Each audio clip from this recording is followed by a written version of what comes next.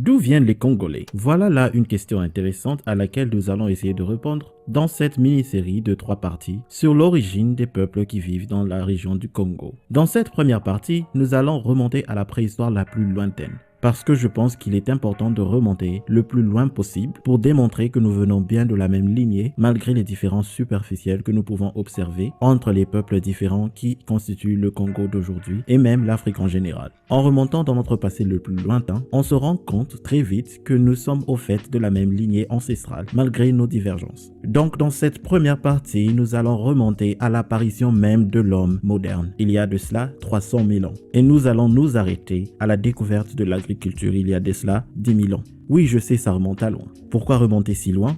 Tout simplement parce que nous sommes africains. Notre histoire est la plus vieille de toutes. Les premiers humains de la Terre étaient des Africains, donc des hommes noirs avec les cheveux crépus comme vous et moi.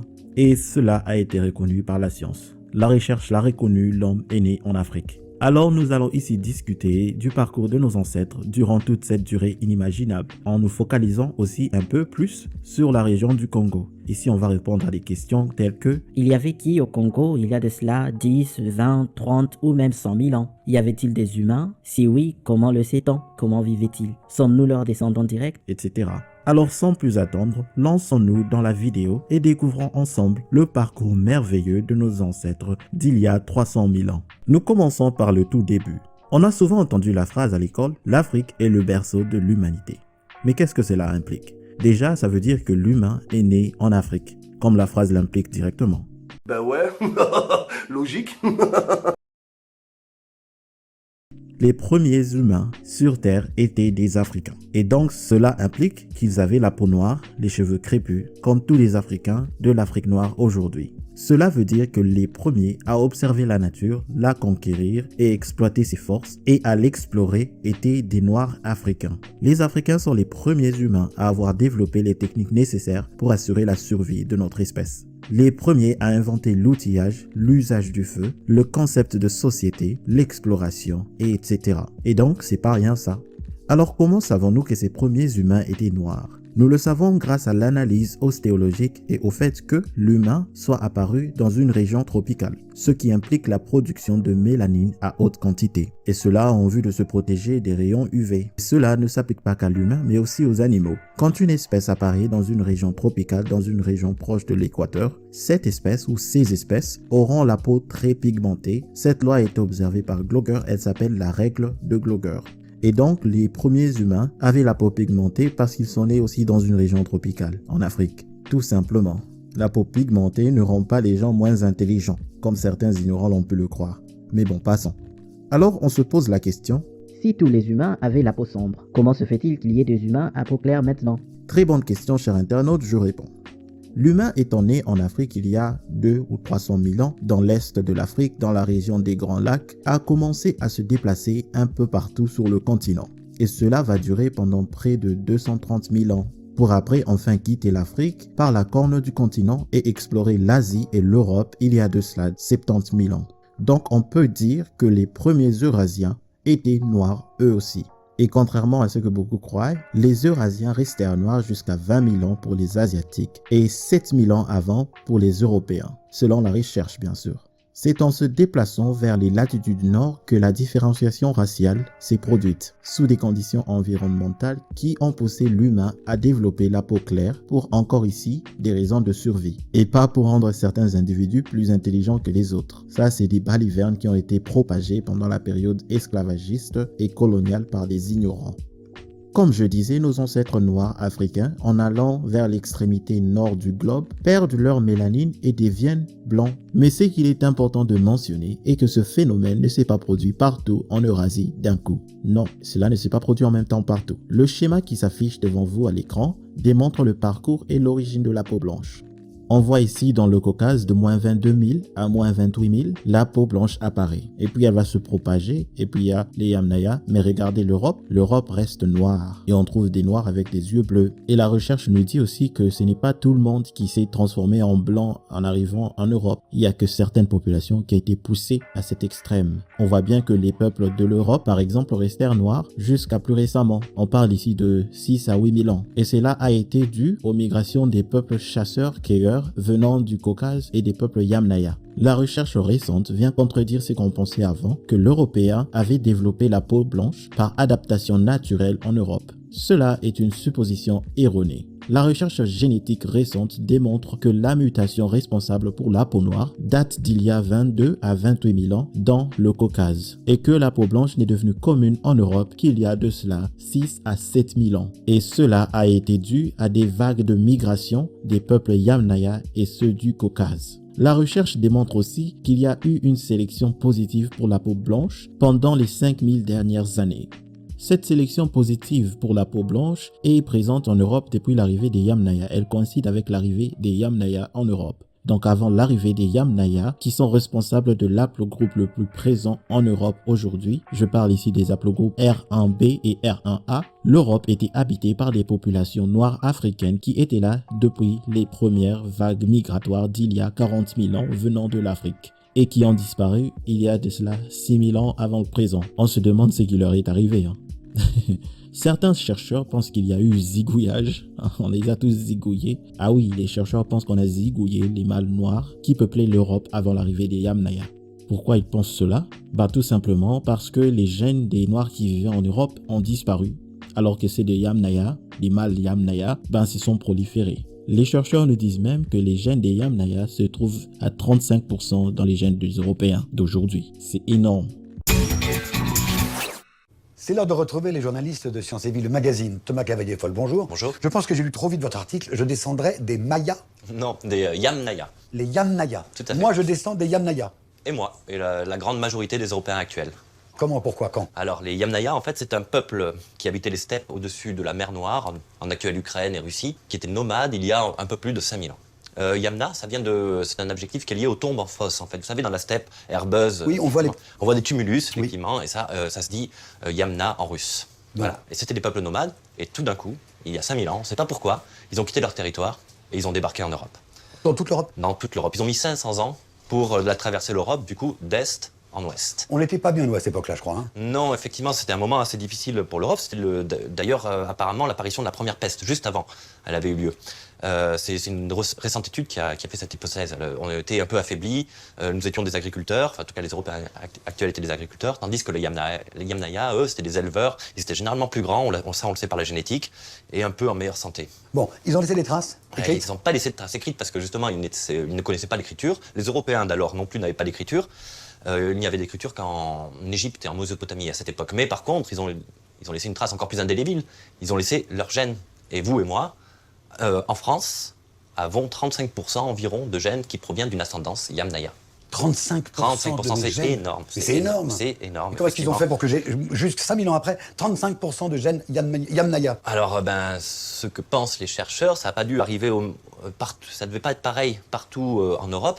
Mais certains chercheurs pensent qu'ils ont dû un peu zigouiller tous les individus masculins. Tous les mâles. Tous les individus masculins, effectivement. Et ça se voit sur le chromosome Y.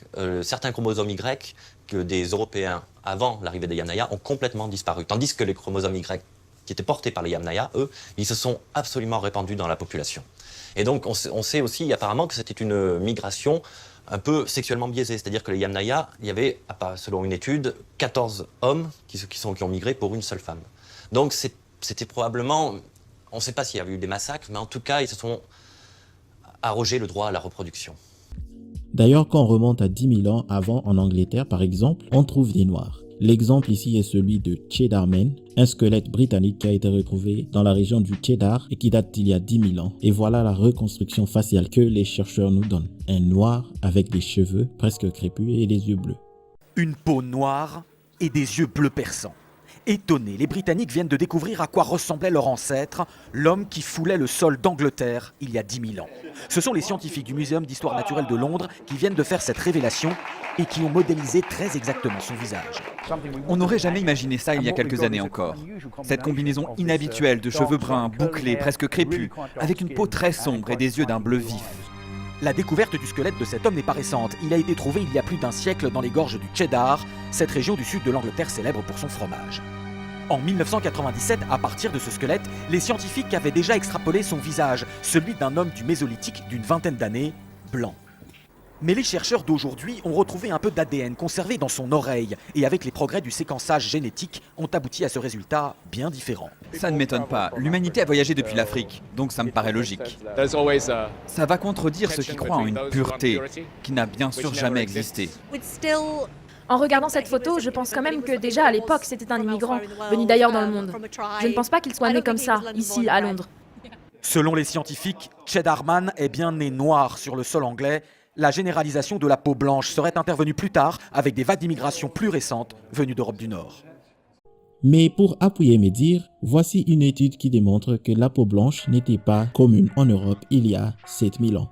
Je cite: l'individu Labrania porte des allèles ancestraux dans plusieurs gènes de pigmentation de la peau, suggérant que la peau claire des Européens n'était pas encore omniprésente à l'époque mésolithique. Le mésolithique, c'est il y a 6000 ans. Et Labrania, c'est un individu qui a été trouvé dans le sud de l'Europe. Donc c'est pas qu'en Angleterre qu'on a trouvé des Noirs, et même au sud on a trouvé des Noirs, et même au centre on a trouvé des Noirs. Donc selon l'analyse génétique et anthropométrique, les chercheurs ont pu conclure que les Européens d'il y a 6 à 7000 ans étaient des Noirs comme les habitants de l'Afrique tropicale. Et quand on va sur tous les autres continents, c'est à peu près le même schéma. D'abord, ils sont tous noirs, puis certains d'entre eux perdent leur mélanine et reviennent avec des vagues migratoires pour se mélanger avec les populations qui restèrent noires. Et ceux-là, que ce soit en Asie de l'Est, en Amérique, en Océanie, tous ont été peuplés par des noirs jusqu'à plus récemment. Et ceci est soutenu par la recherche ADN, l'archéologie, l'anthropologie et l'anthropométrie.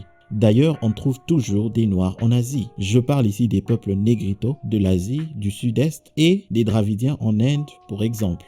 Voyez par exemple cette représentation simplifiée du parcours de nos ancêtres noirs dans le monde. On voit clairement que l'Africain était le premier colonisateur et explorateur de l'histoire de l'humanité. Et sur ce schéma, on voit qu'il y avait déjà des humains au Congo, il y a de cela 130 000 ans. Ah, ça remonte à très loin. 130 000 ans, il y avait déjà des gens au Congo. Donc tu as déjà ta réponse à l'une des questions du début. Et quand on compare ce schéma avec celui de l'ADN mitochondrial, c'est à peu près le même parcours. Il n'y a pas photo, le schéma est assez identique. L'Afrique est le berceau de l'humanité. La génétique l'a reconnu, c'est supporté par la recherche moderne et donc c'est du solide. D'ailleurs, les Chinois et les Indiens savent même d'où leurs ancêtres sont partis de l'Afrique. Comment le savent-ils ? Grâce à l'étude génétique, anthropologique et archéologique sur leur population et le voyage de leurs ancêtres. L'étude du génome de leur population leur a dit qu'ils sont bien descendus des Africains. C'est donc bien solide. Alors, quand on parle du peuplement de la Terre, bien qu'étant l'histoire de l'humanité tout entière, mais c'est aussi surtout l'histoire des Africains. Donc toi, Congolais, en tant qu'Africain, ça te concerne aussi. Et donc, quand on parle des humains qui ont découvert le feu, on parle là bien encore des Africains. Maintenant, la question à se poser, c'est... Mais qu'est-ce qui s'est passé en Afrique pendant que les autres Africains peuplaient les autres continents? Et pourquoi ont-ils quitté l'Afrique déjà? Cette question est importante parce qu'il y a un mythe insidieux qui veut faire croire que l'Africain d'il y a 70 000 ans avait quitté l'Afrique parce que l'Afrique était invivable. Ce mythe tente aussi de faire croire à tout le monde que l'humain serait devenu intelligent en quittant le continent africain. Ces deux mensonges pernicieux sont souvent implicitement présents dans les documentaires sur l'homme préhistorique qui ressemble à un être mi-homme mi-singe quand il est en Afrique et ressemble à un homme moderne quand il est en dehors du continent. Ce genre de documentaires racistes se font plus rares de nos jours, heureusement pour nous, puisque la recherche a démenti leurs faux dires. Je pense qu'on oublie souvent de mentionner que c'est pas tous les Africains qui avaient quitté le continent. Au contraire, beaucoup restèrent sur la terre natale. Les Africains d'il y a 70 000 ans ont quitté le continent pour des raisons de curiosité parce que l'humain est de nature curieuse. Et aussi, l'Africain d'il y a 70 000 ans, 100 000 ans, 200 000 ans nous ressemblait. C'est même de mauvaise foi de le faire ressembler à un singe dans les documentaires parce qu'il ressemblait à des Africains d'aujourd'hui. On parle ici de l'homme moderne. L'homme moderne est apparu il y a 300 000 ans, même morphologie crânienne que nous, les hommes modernes. Pourquoi le faire passer comme un homme, mi-homme, mi-singe avec des cheveux partout? Non, mais quand même, passons. Mais alors que se passe-t-il en Afrique pendant tout ce temps? C'est ce que nous allons voir tout de suite. Nos ancêtres qui restèrent en Afrique ne sont pas restés là à ne rien faire. Alors pas du tout. Ils continuèrent à explorer leurs terres, bien sûr, et à créer des sociétés de chasseurs-cueilleurs. Ils inventent des techniques de chasse, de perte de taille, mais pas seulement. D'ailleurs, il faut savoir que le premier lance-flèche de l'histoire de l'humanité se trouve en Afrique. Précisément en Afrique du Sud, il y a 65 000 ans. L'Africain a créé cette technologie il y a 65 000 ans. Ça remonte à loin, en effet. Bien avant qu'il n'y ait des humains en Europe, l'Africain avait déjà créé la technologie du lance-flèche. Mais cela n'est pas tout. L'Africain d'il y a 100 000 ans a frappé encore plus fort. Nous sommes ici en Afrique du Sud où l'on retrouve les représentations artistiques et géométriques les plus vieilles de l'humanité. Ces représentations se trouvent dans les grottes de Blombos, Sibudu et Dieploot en Afrique du Sud. Dans ces grottes, on retrouve des représentations géométriques personnalisées, ce qui, selon les chercheurs, démontre bel et bien la présence des comportements que l'on croyait n'être présents que chez l'homme moderne d'il y a 10 000 ans. Blombos et Dieploot nous démontrent que la géométrie est née en Afrique il y a de cela 77 000 ans précisément, bien avant que l'Africain ne quitte l'Afrique en 70 000 ans. Et la grotte de Sibudu nous montre que le comportement complexe et la complexité technologique de l'être humain datent d'il y a 100 000 ans. C'est énorme, ce qui poussa certains chercheurs à conclure que l'intelligence même est née en Afrique. Moi je dis, bah ouais, c'est évident. C'était des hommes modernes quand même. On dit, biologiquement, ils étaient comme nous. Pourquoi assumer qu'ils n'étaient pas intelligents? Mais bon, il fallait des preuves et on a trouvé des preuves en Afrique du Sud d'il y a 100 000 ans qui démontrent bel et bien l'intelligence de l'homme préhistorique. Et donc le mythe de l'homme préhistorique primitif, inintelligent et stupide ne tient plus la route. Le mythe raciste qui veuille que l'Africain préhistorique soit un homme inintelligent, mi-humain, mi-singe, est facilement démoli par le passage de cette étude sur la grotte de Dieploot. Je cite, « Cette collection unique démontre non seulement la gravure d'un seul motif géométrique, mais le développement d'une tradition graphique et l'utilisation complexe des symboles pour médiatiser les interactions sociales. Le grand nombre des pièces marquées montre qu'il y avait des règles pour composer des dessins, mais qu'il y avait de la place dans les règles pour tenir compte des préférences individuelles et ou de groupes. On est bien loin du mythe de l'homme préhistorique idiot là, alors très loin. Dans la grotte de Sibudu, on retrouve aussi des aiguilles en os d'animaux. Et ces aiguilles auraient pu servir à la suture. Ces caves démontrent bel et bien que l'Africain, avant même de quitter le continent, était déjà techniquement doué et intelligent. Et qu'il n'a pas quitté le continent pour « Oh non, j'ai peur, l'Afrique c'est trop effrayant. » Non, il a quitté par curiosité. Et on n'en a pas fini avec l'intelligence de l'Africain préhistorique. Saviez-vous que c'est l'Africain de la préhistoire qui a inventé les mathématiques? What? Bro, what are you talking about, man? Eh oui, je ne rigole pas, c'est la vérité. Nous avons des preuves archéologiques qui démontrent la connaissance mathématique des hommes de la préhistoire, des Africains de la préhistoire. Pour cela, nous avons deux artefacts. Le premier de ces artefacts se trouve encore en Afrique du Sud. Oui, je sais, encore l'Afrique du Sud. En Afrique du Sud, on a retrouvé un os d'animal qui exhibe des incisions claires, qui sont manifestement faites délibérément. Cet os, ou donc cet artefact, est connu sous le nom de l'os de Lebombo, et il date d'il y a 40 000 ans. 40 000 ans. Certains chercheurs disent qu'il s'agit là peut-être d'un calendrier ou d'un outil de comptage. Ça fait débat. Mais en revanche, ce qui ne fait pas débat, ce qui est bien clair, c'est que la personne qui avait fait ces incisions avait bel et bien la capacité de compter. Au moins ça, on peut se l'accorder, non? Bon, passons au deuxième artefact. Le deuxième artefact, plus impressionnant encore, se trouve chez nous, dans le pays du fleuve Nzadi, le Congo. Il s'agit ici de l'artefact d'Ishango, retrouvé dans la région d'Ishango, dans la province du Nord Kivu. Cet artefact d'Ishango est d'une importance capitale pour le monde des mathématiques, mais aussi pour l'Afrique, mais plus encore pour le Congo. Nos ancêtres d'Ishango sont à l'origine de l'arithmétique. Oui, vous m'avez bien entendu, des Noirs comme vous, des Congolais comme vous et moi, sont à l'origine de l'arithmétique. Et cela date d'il y a 25 000 ans. C'est énorme, 25 000 ans avant, on faisait déjà de l'arithmétique. Vous ne me croyez pas? On va voir en détail ce que la recherche nous dit sur l'artefact d'Ishango. Regardez ce tableau détaillé de l'artefact. Il représente le nombre de marques sur l'artefact. A priori, on remarque déjà que ces nombres ne sont pas du tout aléatoires. Sur les 3 colonnes, on a des nombres différents qui, après addition par colonne, nous donnent des nombres précis. Nous avons ici 60, 48 et 60. Donc nous ne sommes pas là sur du hasard. On est loin de la coïncidence. Et quand on regarde de plus près les nombres représentés, qu'est-ce qu'on voit? Une suite de nombres premiers entre 1 et 20. Époustouflant, incroyable, des nombres premiers. Je suis sûr que les matheux entre vous avaient déjà remarqué, bande d'intello, je vous envie.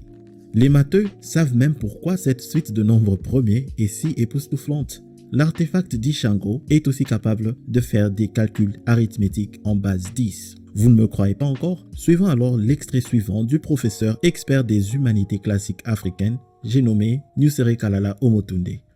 J'ai amené un certain nombre de choses et c'est important de pouvoir apprécier ce qui a été fait. On est parti. L'os d'Ishango est un artefact neuronal, alors prenons le temps d'apprécier les symétries de calcul. Nous le savons, 11, c'est 10 plus 1. En bas, 9, c'est 10 moins 1. Mais 21, c'est 20 plus 1.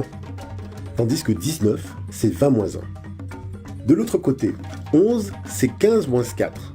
Tandis que 19, c'est 15 plus 4. 13, c'est 15 moins 2.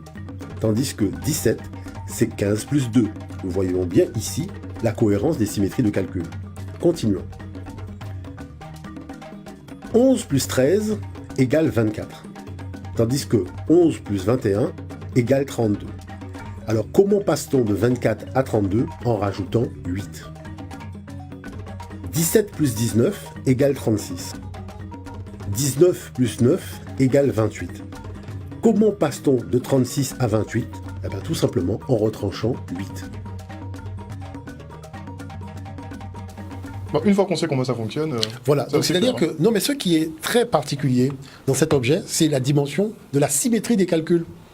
C'est-à-dire qu'on a une symétrie inversée.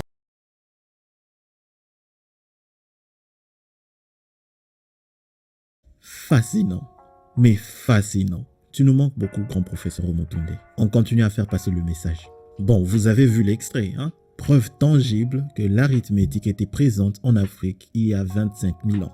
Et peut-être même plus, qui sait. Et ça, c'est d'après la recherche. Avec ça, on peut dire clairement que nos ancêtres africains sont à l'origine des mathématiques. L'Afrique est non seulement le berceau de l'humanité, mais aussi celui des mathématiques.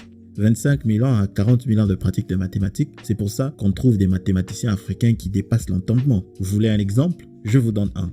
L'exemple est celui de Thomas Fuller, ou Thomas Fuller, un esclave africain aux Amériques qui pouvait faire des calculs mentaux qui dépassent l'entendement. Il est reconnu par les historiens que Thomas Fuller était le meilleur calculateur humain qui n'ait jamais existé. Oui, il n'y a personne qui a dépassé sa capacité de calcul mental. Pourquoi? Prenez l'exemple suivant. Ce gars était capable de calculer mentalement le nombre de secondes passées depuis la naissance d'un homme qui avait 70 ans, 17 jours et 12 heures, et cela en moins de 2 minutes. Mentalement, toi tu essayes pour voir.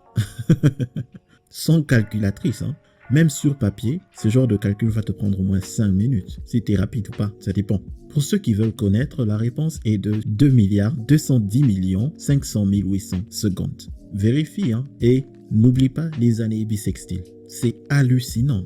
Thomas Fuller était hallucinant. Très. Mais on lui a demandé aussi combien de secondes y avait-il dans une année et demie. En moins de 2 minutes, il a répondu encore. C'est hallucinant. Tout ça s'est fait mentalement. Il n'y a pas de calculatrice, il n'a pas de bic et de papier pour écrire dessus.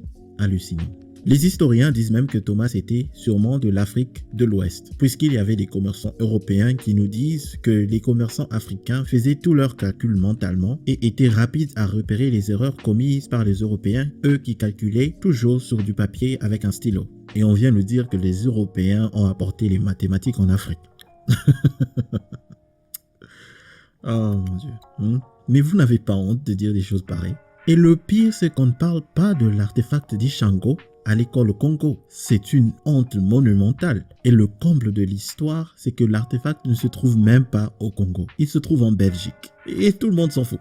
Les Belges, eux, apprennent dans leurs écoles l'importance de l'artefact d'Ishango. La voici, cette réplique géante de l'os d'Ishango, inaugurée ce mercredi sur la place de la Monnaie à Bruxelles par le ministre bruxellois de la Recherche scientifique Benoît Serrex pour encourager la jeune génération à étudier les sciences ou les technologies. Le véritable ossement mesure 10,2 cm de long. Ceci est donc un agrandissement, explique le mathématicien Dirk Heulebroek. Mais pour ma part, on aurait pu l'agrandir encore davantage, car c'est vraiment un vestige d'une importance symbolique capitale. L'ossement en question fut découvert en 1950 à l'est du Congo, dans la région d'Ishango. Il serait vieux de 22 000 ans et possède des encoches sur 3 faces. Par exemple, sur cette face, il y en a 11, 13, 17 et 19, soit un total de 60. On ne sait pas si ce sont les nombres premiers, mais c'est un beau hasard, explique le docteur Heulebroek. Mais à quoi servait cet ossement? Était-ce un calendrier, un jeu de calcul? L'explication est peut-être plus simple. C'est une table de calcul simple d'un peuple qui calcule en dizaines et douzaines. À l'heure actuelle encore, dans la région d'Afrique où l'os a été trouvé, les gens ne disent pas 17 mais 5 et 12. Et à la place de 19, ils disent 7 et 12. Ils utilisent donc 12 comme base, un peu comme nous qui comptons en douzaines. Autrefois, certaines personnes avaient attribué l'ossement à des extraterrestres. On n'a pas besoin de cet excès de fantaisie. Cela reste une trouvaille mathématique la plus ancienne de l'histoire. C'est la première fois dans l'histoire de l'humanité, il y a 22 000 ans, que quelqu'un a fait une opération logique. L'os d'Ishango est exposé dans toute sa splendeur au musée des sciences naturelles à Bruxelles. Et au Congo, nada. Rien du tout. J'ai même honte de le dire. Cela doit changer. Dites-moi à qui je dois parler pour que ça change. Le ministre de l'Éducation peut-être? Les gens responsables du programme scolaire peut-être? On verra. Si quelqu'un qui regarde cette vidéo est en contact avec le département de l'éducation congolaise, il faut leur dire d'inclure cet artefact dans notre programme scolaire. Surtout qu'on apprend les mathématiques. Il serait bien d'apprendre à nos enfants ce que leurs ancêtres avaient créé. D'apprendre comment nos ancêtres faisaient l'addition. À partir de l'artefact d'Ishango, en passant par les mathématiques éthiopiennes, les mathématiques en Égypte et même les mathématiques ouest-africaines et partout. Et on doit aussi voir avec la Belgique comment rapatrier l'artefact dans son pays d'origine. Mais oui, merci de l'avoir trouvé, étudié et bien conservé, mais ça rentre quand même. La zone d'Ishango est aussi un site archéologique majeur dans l'histoire du bassin du Congo. On y trouve des signes de la présence humaine il y a de cela 25 000 ans. D'autres sites préhistoriques importants du Congo sont le site Mulundwa au Katanga où on trouve des industries de pierres de taille diverses, le site de Sanga au Kivu et le site de Katanda au Nord Kivu où on retrouve quelque chose d'assez hallucinant encore, d'après la recherche bien sûr. Sur ce site de Katanda, on retrouve des harpons qui datent de 90 000 ans avant. C'est énorme, c'est du lourd. 90 000 ans, nos ancêtres congolais, nos ancêtres africains faisaient déjà des harpons. Pourquoi c'est du lourd? Parce qu'on pensait que les harpons, comme celui-ci que vous voyez sur l'écran, dataient des époques plus récentes. Et aussi, ces harpons retrouvés à Katanda ne sont pas vraiment différents de ceux de l'époque moderne. Et on retrouve ça en Afrique il y a 90 000 ans. Cette trouvaille avait même fait douter certains chercheurs qui disaient que c'était trop avancé pour l'époque. Ça c'est drôle, parce que sûrement ce chercheur pensait que non, en Afrique il y a 90 000 ans, il y avait des hommes mi-singes. Donc il n'arrivait pas à accepter l'évidence. On trouve des harpons bien élaborés qui sont même décorés parce que regardez sur l'écran, c'est bien décoré. Ça, c'est une attitude typique des chercheurs occidentaux de l'époque. Parce que ces harpons de Katanda ont été retrouvés en 1888. Depuis, la recherche a changé son attitude vis-à-vis des trouvailles en Afrique. L'attitude des chercheurs occidentaux de l'époque était typiquement de nier l'évidence quand on trouvait quelque chose qui dépassait l'entendement en Afrique. Mais quand c'est en Europe ou en Asie, là, on doute rarement. Parce qu'avant, on pensait que l'homme d'il y a plus de 20 000 ans était un con, même si la recherche avait déjà démontré que biologiquement nous étions pareils. Mais bon, la datation ne ment pas, les harpons sont bel et bien âgés de 90 000 ans et cela veut dire que la technologie du harpon a été mise au point en Afrique, au Congo, par des Africains avant même qu'ils ne quittent l'Afrique. Mais regardez ce harpon.